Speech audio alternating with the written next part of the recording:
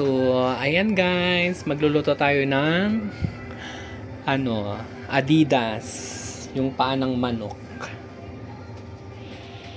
Dahil ngayon is, ilabas mo na yung suka, toyo. Ito na yung mga pangrekado natin. Yung garlic natin. Paminta, ayan. Na-prepare ko na. At ito pala, nilaga ko siya kasi nakalagay sa ref. Hindi naman namin alam na magluluto kami ngayong gabi. Ay, ngayong umaga. Kasi umaga is eat. Big eat. So, umaga na kami nakauwi galing trabaho. So, ngayon magluluto kami ng Adidas. Chicken feet in English. Andito ako sa bahay ni Mami Jo. Ayan, magbibideo okay. Ayan, mainit na siguro yung mantika.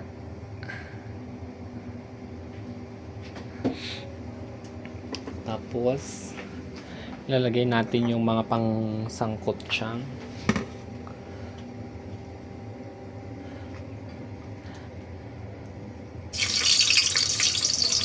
Lagyan na natin yung bawang.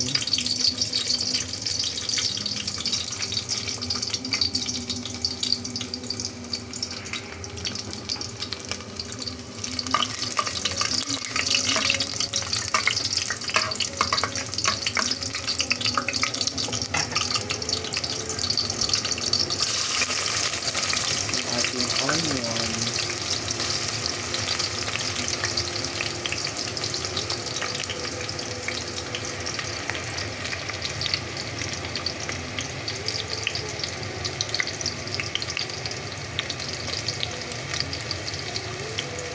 Natin ang ating ginger.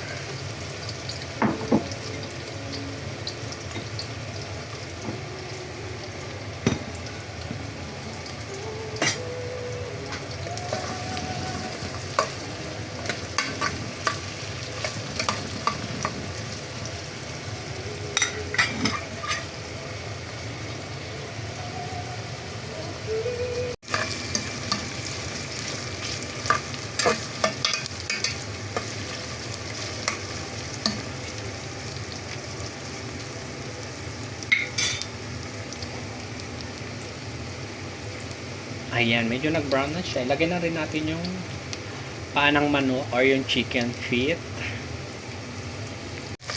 Ang lalaki ng mga paa ng manok. Ayan. Anuin muna natin, guys. Ang tawag dito, lutuin muna natin ng konti yung manok. Saka natin lagyan ng konting tubig, pa-boil natin ng konti ulit. Tapos saka ko lalagyan ng toyo. Para mas malambot yung manok. Yung paa ng manok. Lagay tayo ng toyo. Tansya-tansya lang to. Tapos kung gusto mo kong dagdagan mamaya or dagdagan nyo yung pang toyo, pwede. Para hindi siya maalat, gano'n. Actually, malambot na yung manok, guys. Ayan, lagyan na natin ng suka. Puting suka yung gagamitin natin.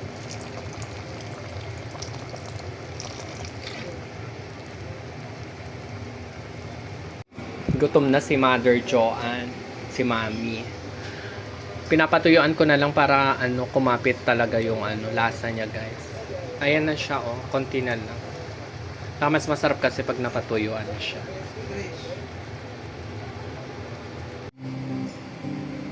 Gutom na talaga yung kasama ko.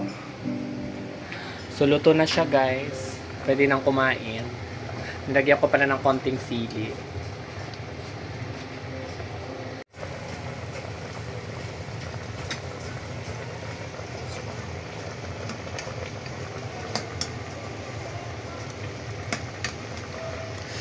Ang sarap papakin. Ang lalaki. Ang lalaki ng paa ng manok. Perfect. Yung pula-pula, sili. Yung nilagay ko, guys. Pampasarap. Ayan. Konting tuyo pa.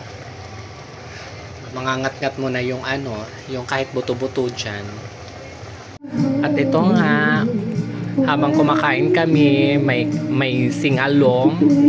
Nagkakanta-kantahan kami, guys. For the enjoyment kasi pagod.